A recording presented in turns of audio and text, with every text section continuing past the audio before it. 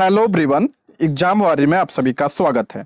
दोस्तों, UP police constable समान हिंदी के प्रैक्टिस सेट को आगे बढ़ाते हुए आज के इस वीडियो में हम जेल वार्डन फायरमैन घुड़सवार परीक्षा 2020 में सामान्य हिंदी से पूछे गए प्रीवियस ईयर प्रश्नों को देखेंगे।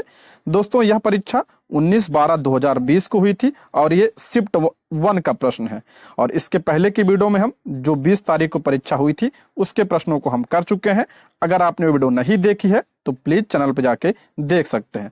और अगर आप इसका पीडीएफ चाहते हैं तो ज्वाइन कीजिए हमारे टेलीग्राम चैनल को, जिसका लिंक आपको डिस्क्रिप्शन बॉक्स या कमेंट बॉक्स में मिल जाएगा। तो चलिए शुरू करते हैं। आज का पहला प्रश्न है, निम्नलिखित वाक्य के खाली स्थान के लिए सही मुहावरा चुनिए।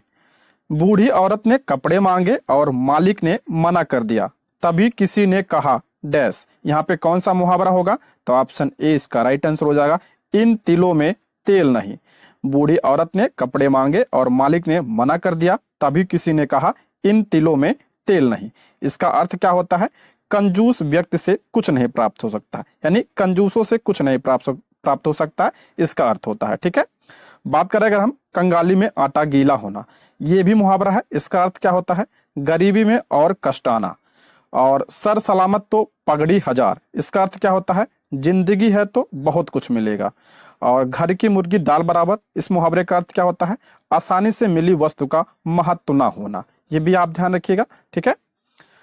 अगला प्रश्न है, महाजनी शब्द में प्रयुक्त प्रत्यय। महाजनी शब्द में कौन सा प्रत्यय प्रयोग हुआ है? तो ऑप्शन बी इसका करेक्ट आंसर हो जाएगा, ई प्रत्यय। ऑप्शन बी, महाजनी शब्द में प्रयुक्त प्रत्यय ई होगा, यानी कि बड़ी ई होगा, छोटी ई नहीं। वे शब्दांश जो शब्दों के अंत में जुड़कर उसके अर्थ में विशेषता लाते हैं प्रत्यय कहलाते हैं। प्रत्यय जो है शब्द के अंत में जुड़ता है और उपसर्ग जो है शब्द के आगे जुड़ता है। जैसे महाजन प्लस ई, इसमें कौन सा? तो ई प्रत्यय जुड़ के क्या बना? महाजनी बना। ई प्रत्यय से बनने वाले शब्द बदमाशी, दलाली, किसानी, सफेदी आदि हैं। ये भी आप ध्यान रखिएगा। अगला प्रश्न है, हिंदी राम काव्य परंपरा के अंतर्गत एक विशिष्ट कृति है। हिंदी राम काव्य परंपरा के अंतर्गत कौन सा? ऑप्शन ए इसका राइट आंसर हो जाएगा, रामचंद्रिका। Option A. उपयुक्त विकल्पों में रामचंद्रिका हिंदी राम काव्य परंपरा के अंतर्गत एक विशिष्ट कृति है। रामचंद्रिका केशवदास की कृति है। किसकी? केशवदास की। अन्य रचनाएं कविप्रिया, रसिक प्रिया एवं विज्ञान गीता केशवदास की ही कृति है, किंतु ये रचनाएं राम काव्य परंपरा के अंतर्गत नहीं आती। बाकी जो ऑप्शन में दिया है कविप्रिया, विज्ञान गीता, रसिक प्रिया, ये भी रचना किसकी है? तो आप केशवदास की रचना है। ठीक है। अगला प्रश्न है, वाक्य में आए रिक्त स्थान के लिए विकल्पों में से सही शब्द चुनिए। गांव के लोगों को कहते हैं। गांव के लोगों को क्या कहा जाता है? ऑप्शन बी, ग्रामीण व्यक्ति। ऑप्शन क्या हो जाएगा? बी इसका करेक्ट आंसर हो जाएगा। अगला प्रश्न है, गणपति चंद्रगुप्त ने हिंदी का प्रथम कवि किसे माना है? गणपति चंद्रगुप्त ने हिंदी का प्रथम कवि किसे माना है? तो ऑप्शन सी, सालभद्र सूरी को। ऑप्शन सी इसका करेक्ट आंसर हो जाएगा। सालभद्र सूरी 13वीं सदी के जैन कवि हैं। इन्होंने अपने अनेक कृतियों से रास काव्य परंपरा को समृद्ध किया है। अगला प्रश्न है, निम्नलिखित शब्दों में से यौगिक शब्द की पहचान कीजिए। इंपॉर्टेंट प्रश्न है, यौगिक शब्द से प्रश्न बनते हैं। तो ऑप्शन डी इसका राइट आंसर हो जाएगा, परमौषधि। ऑप्शन डी इसका करेक्ट आंसर हो जाएगा। परमौषधि यौगिक शब्द है। रचना के आधार पर शब्द के 3 भेद होते हैं। देखते हैं कौन कौन से इंपॉर्टेंट है, इसको ध्यान से देखिएगा। रूढ़ शब्द, रूढ़ शब्द की बात करें, जिन शब्दों के सार्थक खंड ना हो रूढ़ शब्द कहलाते हैं। यानी जैसे रात हो गया, कलम, पुस्तक, इनको तोड़ा नहीं जा सकता है। ठीक है, सार्थक शब्दों में इन्हें तोड़ा नहीं जा सकता। वो शब्द कौन से होते हैं? रूढ़ शब्द होते हैं, जैसे रात, कलम, पुस्तक आदि। योग रूढ़ की बात करें, जो शब्द 2 या 2 से अधिक शब्दों के योग से बनते हैं एवं अपना सामान्य अर्थ छोड़कर कोई विशेष अर्थ देते हैं, उसे क्या कहा जाता है? उसे योग रूढ़ शब्द कहा जाता है। जैसे पीत प्लस अंबर बराबर क्या हो गया? पीतांबर। मुरली प्लस धर, मुरलीधर यानी भगवान कृष्ण को कहा जाता है। पंक प्लस ज, पंकज, तो ये कमल का पर्यायवाची है, पंकज। ठीक है। यौगिक शब्द की बात करें, जो शब्द 2 शब्दों के योग से बनते हैं उन्हें यौगिक शब्द कहते हैं। जो दो शब्दों को योग से बनते हैं उन्हें क्या कहा जाता है, यौगिक शब्द। जैसे परम प्लस औषधि क्या हो गया, परमौषधि। छात्र पर आवास, छात्रावास। प्रयोग प्लस शाला क्या हो गया, प्रयोगशाला। तो ध्यान रखिएगा, ये सब इंपॉर्टेंट है। अगला है, वाक्य में आए रिक्त स्थान के लिए विकल्पों में सही शब्द चुनिए। यह कविता डैश लिखी, रिक्त स्थान की जगह क्या भरा जाएगा, तो ऑप्शन ए इसका राइट आंसर हो जाएगा, मैंने। यह कविता मैंने लिखी, यह आपका शब्द होगा, ऑप्शन ए इसका करेक्ट आंसर हो जाएगा। अगला प्रश्न है, राम कुमार वर्मा ने प्रेमाख्यान परंपरा का प्रवर्तक किसे माना है। राम कुमार वर्मा ने प्रेमाख्यान परंपरा का प्रवर्तक किसे माना है, तो ऑप्शन सी इसका राइट आंसर हो जाएगा, मुल्ला दाऊद को। ऑप्शन सी इसका राइट आंसर हो जाएगा। राम कुमार वर्मा ने प्रेमाख्यान परंपरा का प्रवर्तक मुल्ला दाऊद को माना है। मुल्ला दाऊद की प्रसिद्ध रचना चंदायन हिंदी का प्रथम सूफी प्रेम काव्य माना जाता है। दिए गए विकल्पों में सभी सूफी काव्यधारा की कवि हैं। इनकी रचनाओं की बात करें तो कुतुबन की रचना क्या है, मृगावती, इंपॉर्टेंट है। असाइद की रचना हंसावली और मलिक मोहम्मद जायसी की रचना है पद्मावत, मोस्ट इंपॉर्टेंट। आगे बढ़ते हैं, दो चट्टाने पर साहित्य अकादमी पुरस्कार पाने वाले कवि हैं। दो चट्टाने के लिए साहित्य अकादमी पुरस्कार किसे दिया गया था, तो ऑप्शन सी हरिवंश राय बच्चन जी की रचना है, ऑप्शन सी इसका करेक्ट आंसर हो जाएगा। इसके लिए इन्हें 1968 में साहित्य अकादमी पुरस्कार प्रदान किया गया था। इनकी अन्य रचनाओं की बात करें हम, मधुशाला, मधुबाला, मधुकलश, ये सब हरिवंश राय बच्चन जी की रचना है। अगला प्रश्न है, माखनलाल चतुर्वेदी को किस रचना पर साहित्य अकादमी पुरस्कार मिला। देखिए, साहित्य अकादमी पुरस्कार बहुत इंपॉर्टेंट है, इसका राइट आंसर हो जाएगा ऑप्शन सी हिम तरंगणी के लिए, ऑप्शन सी इसका करेक्ट आंसर हो जाएगा। इन्हें कब प्रदान किया गया था, तो 1955 में, और साहित्य अकादमी पुरस्कार का प्रारंभ भी 1955 में हुआ था तथा सर्वप्रथम यह पुरस्कार माखनलाल चतुर्वेदी को ही प्राप्त हुआ था। यह ध्यान रखिएगा, मोस्ट इंपॉर्टेंट है। अगला प्रश्न है, निम्नलिखित में से कौन सा समास विग्रह वाला पद है।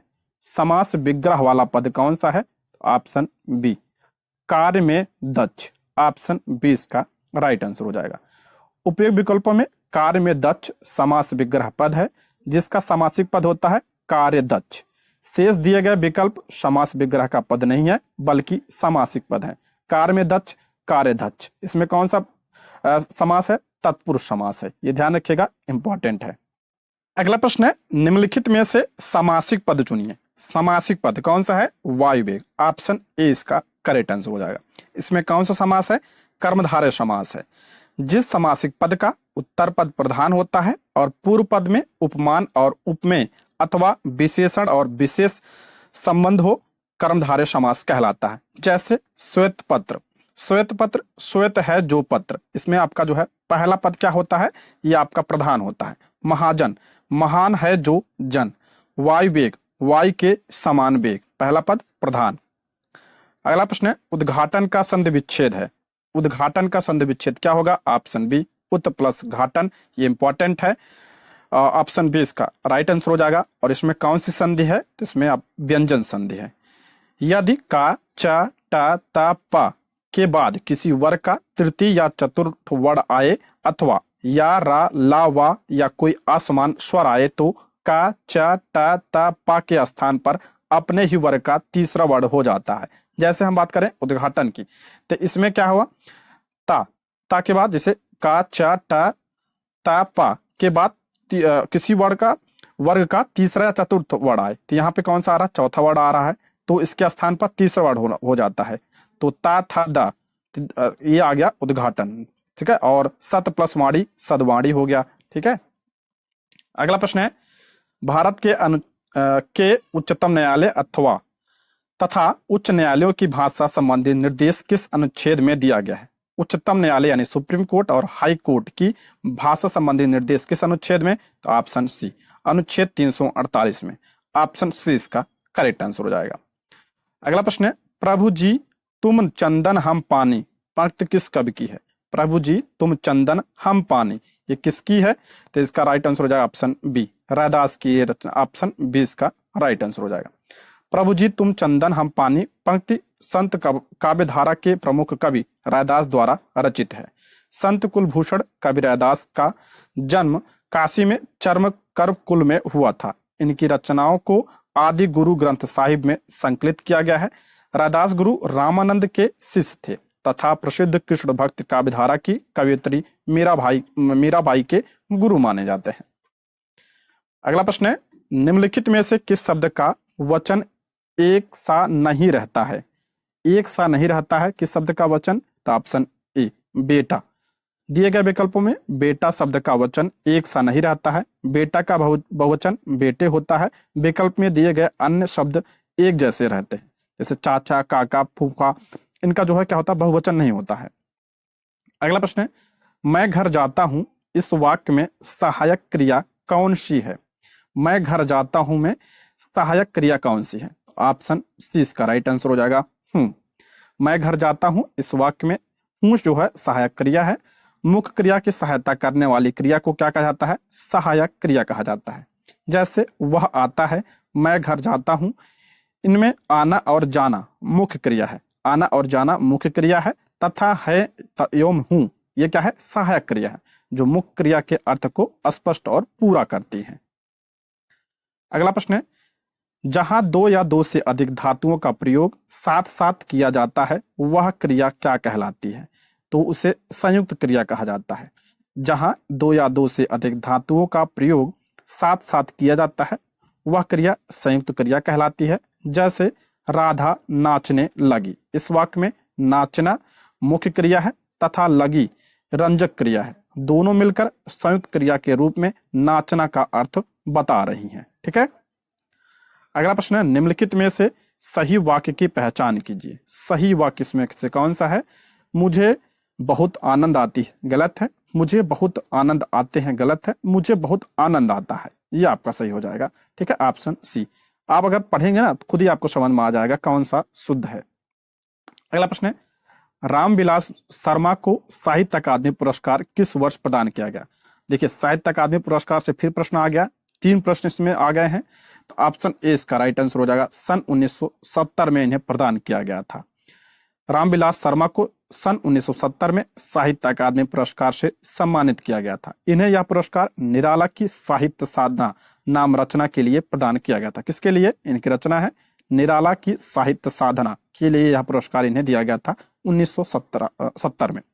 साहित्य अकादमी पुरस्कार की बात करें, ये कितनी भाषाओं में दिया जाता है? टोटल 24 भाषाओं में, जिसमें आपका 22 भाषाएं वे भाषाएं हैं जो संविधान की 8वीं अनुसूची में शामिल हैं, और 2 भाषाएं कौन सी हैं? अंग्रेजी और राजस्थानी। ठीक है। अगला प्रश्न है, राष्ट्र में ई प्रत्यय लगने पर कौन सा नया शब्द बनेगा? राष्ट्र में ई प्रत्यय लगने के बाद कौन सा? तो हो जाएगा राष्ट्रीय। ऑप्शन सी इसका करेक्ट आंसर हो जाएगा। अगला प्रश्न है, विज्ञान में कौन सा उपसर्ग लगा है? विज्ञान में कौन सा उपसर्ग? उपसर्ग क्या होता है? आगे लगता है, तो ऑप्शन क्या हो जाएगा? डी इसका राइट आंसर हो जाएगा। वी उपसर्ग लगा है, ऑप्शन डी। अगला, निम्नलिखित शब्दों में क्रमशः पर्यायवाची शब्द होंगे। पार्वती, पुत्र, पृथ्वी, तो इसका राइट आंसर हो जाएगा ऑप्शन बी। रुद्राणी, चंदन, अवनी, ऑप्शन बी इसका राइट आंसर हो जाएगा। दिए गए विकल्प में रुद्राणी, नंदन, अवनी क्रमशः पार्वती, पुत्र, पृथ्वी के पर्यायवाची शब्द हैं। पार्वती पर्यायवाची शब्द आपका रुद्राणी और अवनी, एक मिनट, ठीक है, और पुत्र का क्या है? नंदन, और अवनी किसका है? तो ये आपका पृथ्वी का पर्यायवाची है। शेष विकल्प सही नहीं है, इनके अन्य पर्यायवाची शब्द इस प्रकार है। पार्वती की बात करें, पर्यायवाची शब्द उमा, गिरिजा, शिवा, अंबिका, रुद्राणी, गौरी, ये आपका जो है पार्वती का पर्यायवाची शब्द है। पुत्र का नंदन, सुत, आत्मज, वत्स, तनय, बेटा आदि।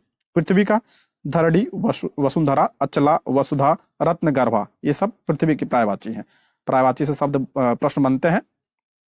अगला प्रश्न है, तेलुगु शब्द की उत्पत्ति निम्नलिखित किस शब्द से हुई? तेलुगु शब्द की उत्पत्ति ऑप्शन बी त्रिलिंग से हुई है, ऑप्शन बी। तेलुगु शब्द की उत्पत्ति संस्कृत में त्रिलिंग शब्द से हुई। तेलुगु भाषा द्रविड़ भाषा परिवार के अंतर्गत आती है। यह भारत के आंध्र प्रदेश और तेलंगाना राज्य की मुख्य भाषा है। अगला प्रश्न है, देखिए 25 से 29 प्रश्नों के लिए निर्देश दिए हैं, गद्यांश दिया है, इसको हम पढ़ते हैं, आप ध्यान से सुनिएगा। विज्ञान और दर्शन दोनों के रास्ते एक ही मंजिल की तलाश करते हैं। विज्ञान और दर्शन दोनों के रास्ते एक ही मंजिल की तलाश करते हैं। यह जरूर है कि विज्ञान में अंध आस्था की प्रवृत्तियों के लिए कोई जगह नहीं होनी चाहिए। विज्ञान में सत्य के साक्षात्कार को कोई दावा नहीं चलता। मतलब यह है कि कोई भी सिद्धांत अपने आप में कभी निरपेक्ष, अकाट्य या परम सत्य नहीं होता है। वह स्वयंभू या स्वयं सिद्ध होने का दावा नहीं कर सकता है, लेकिन जब तक वह गलत नहीं साबित हो तब तक वह सच ही माना जाता है। इस प्रकार कोई वैज्ञानिक अवधारणा चिन्मय चिरंतन न होकर एक सापेक्ष अवधारणा होती है। वह अपने समय में एक तदर्थ सच्चाई की ही बयां करती है। मसलन कई सौ बरस तक न्यूटन के गुरुत्वाकर्षण सिद्धांत का किला अभेद ही माना जाता रहा। वह एक सच्चाई थी, लेकिन बाद में आइंस्टाइन के सिद्धांतों तथा क्वांटम फिजिक्स ने उसका खंडन प्रस्तुत किया। इसका मतलब यह भी नहीं है कि अब न्यूटन का सिद्धांत बेमानी हो गया। आज भी अंतरिक्ष या ब्रह्मांड संबंधी अध्ययन हो या उपग्रहों का परीक्षण, न्यूटन की गतिकी और गुरुत्व सिद्धांत ही काम में लाए जाते हैं। क्वांटम फिजिक्स के आगमन को दो तरह से देखा जा सकता है। एक, इसमें न्यूटनवाद को झूठा करार दिया। दो, इसमें न्यूटनवाद में एक नया अध्याय जुड़ा और न्यूटन का सिद्धांत परिष्कृत हो गया। दोस्तों, इसका पीडीएफ आप टेलीग्राम से ले लीजिएगा, वहां से एक बार खुद से पढ़ के सॉल्व कर लीजिएगा। अब इसको हम प्रश्न देखते हैं। विज्ञान के संदर्भ में क्या असत्य है? तो ऑप्शन सी, विज्ञान अपने समय की वास्तविक सच्चाई बयां करती है। ऑप्शन सी ये आपका गलत है। उपयुक्त गद्यांश के अनुसार कोई भी वैज्ञानिक अवधारणा चिन्मय चिरंतन न होकर एक सापेक्ष अवधारणा होती है। वह अपने समय में एक तदर्थ सच्चाई ही बयां करती है। अतः विज्ञान अपने समय की वास्तविक सच्चाई बयां करती है। कथन क्या है? असत्य है। अगला प्रश्न है, निम्नलिखित में से किसका कोई भी सिद्धांत अपने आप में कभी निरपेक्ष, अकाट्य या परम सत्य नहीं होता है? तो ऑप्शन बी, विज्ञान। ऑप्शन बी इसका राइट आंसर हो जाएगा। अगला प्रश्न है, न्यूटन का सिद्धांत किसकी वजह से परिष्कृत हुआ? तो आपका ऑप्शन ए, क्वांटम फिजिक्स की वजह से। Option A. अगला है, आज भी उपग्रहों के परीक्षण में किसका प्रयोग होता है? तो किसका प्रयोग होता है? तो इसका राइट आंसर हो जाएगा आपका ऑप्शन सी, इसका राइट आंसर हो जाएगा गुरुत्वाकर्षण सिद्धांत। नेक्स्ट, किसने शून्यवाद को झूठा करार दिया? ये ऑप्शन क्या हो जाएगा? बी इसका राइट आंसर हो जाएगा क्वांटम फिजिक्स ने। Option B. आगे देखते हैं हम। प्रत्येक इस संधि भेद का उदाहरण है। प्रत्येक में कौन सा संधि? ऑप्शन क्या हो जाएगा? सी इसका राइट आंसर हो जाएगा यण संधि है। ऑप्शन क्या हो जाएगा? सी, यण संधि। इसका अगर हम संधि विच्छेद करेंगे तो प्रति प्लस एक, प्रत्येक, और सु प्लस आगतम में भी आपका यण संधि है, स्वागतम होता है। ठीक है, इसको ध्यान रखिएगा, इंपॉर्टेंट है। यण संधि कहां पे होती है? जब ई उ री के पश्चात कोई असमान भिन्न स्वर आए तो ई के स्थान पर या उ के स्थान पर वा और री के स्थान पर रा हो जाता है। ठीक है। अगला प्रश्न है, कनफटा इस समाज भेद का उदाहरण है। कनफटा तो आपका हो जाएगा समास होगा यहाँ पे, समास। ऑप्शन ए, बहुब्रीहि समास है। ऑप्शन ए इसका करेक्ट आंसर हो जाएगा। दिए गए विकल्पों में कनफटा बहुब्रीहि समास का उदाहरण है। वे समासिक पद जिसमें कोई पद प्रधान नहीं होता है बल्कि अन्य पद प्रधान होता है, बहुब्रीहि समास कहलाते हैं। बहुब्रीहि समास के अन्य उदाहरण है आपका पीताम्बर, दशानन, चतुरानन आदि।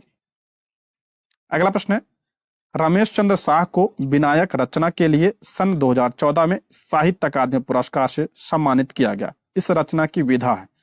तो ऑप्शन हो जाएगा बी। देखिए, साहित्य अकादमी पुरस्कार से इस प्रश्न पत्र में 4 प्रश्न आ चुके हैं। सन 2014 में साहित्य अकादमी पुरस्कार से सम्मानित रमेश चंद्र शाह की रचना विनायक उपन्यास विधा से संबंधित है। इनकी रचना अन्य रचना शैतान के बहाने, समानांतर रचना के बदले, छायावाद कहीं, प्रासंगिकता आदि। अगला प्रश्न है, हमेशा एक जैसे रहना अर्थ के लिए सही लोकोक्ति होगी। हमेशा एक जैसे रहना, तो इसका करेक्ट आंसर हो जाएगा ऑप्शन डी, इसका राइट आंसर हो जाएगा सावन हरे न भादो सूखे। ऑप्शन डी इसका राइट आंसर हो जाएगा। सावन हरे न भादो सूखे लोकोक्ति का सही अर्थ है हमेशा एक जैसे रहना, अर्थात संपन्नता अथवा विपत्ति आने पर भी एक जैसा स्वभाव रखना। ठीक है। और जो विकल्प में दिया है, हाथ कंगन को आरसी क्या, इसका अर्थ है प्रत्यक्ष को साक्ष्य की आवश्यकता नहीं। होनहार बिरवान के होत चीकने पात, इसका होता है बचपन में ही प्रतिभा दिखाई देती है। और मुंह में राम बगल में छुरी, इसका अर्थ होता है बाहर से मित्र और भीतर से बैर। अगला, दिए गए प्रवाची शब्दों में से वाक्य में आए रिक्त स्थान के लिए सही शब्द चुनिए। मृग डैश घास खा रहा है, तो ऑप्शन डी शावक। ऑप्शन डी, मृग शावक घास खा रहा है। मृग के बच्चों को मृग शावक कहा जाता है, जबकि बछड़ा गाय के बच्चों को कहा जाता है। अगला प्रश्न है, परिवर्तन परिवार में उपसर्ग है। परिवर्तन और परिवार में कौन सा उपसर्ग? तो परि उपसर्ग होता है। उपसर्ग आगे लगता है, ऑप्शन ए इसका करेक्ट आंसर हो जाएगा। प्र उपसर्ग की बात करें तो जैसे प्रगति, प्रकोप, प्रकाश, प्रयास इसमें होता है। पर उपसर्ग की बात करें हम तो परलोक, परोपकार, परसर्ग इत्यादि। अगला प्रश्न है, कार्यालय पत्र के अर्ध सरकारी पत्र व्यवहार इनमें से मुख्यतः किनके बीच किया जा सकता है? तो ऑप्शन ए शासकीय अधिकारियों के बीच। ऑप्शन ए, कार्यालय पत्र के अर्ध सरकारी पत्र का प्रयोग शासकीय अधिकारियों के बीच किया जाता है। अर्ध सरकारी पत्र का प्रयोग अधिकारियों के बीच आपसी सलाह, विचार विमर्श एवं सूचनाओं के आदान प्रदान के लिए होता है। इसका स्वरूप व्यक्तिगत पत्र के समान होता है। ये जो है पत्र के प्रकार हैं। अगला प्रश्न है, निम्नलिखित में से सही वाक्य की पहचान कीजिए। इसमें कौन सा सही है? तो ऑप्शन बी, इस पर्वतीय क्षेत्र में सर्वत्र शांति है। ऑप्शन बी इसका राइट आंसर हो जाएगा। यह आपका सही है। ठीक है दोस्तों, इसमें 37 प्रश्न थे, हमने पूरे कर लिए और ये रहे आज के प्रश्न। Thank you for watching.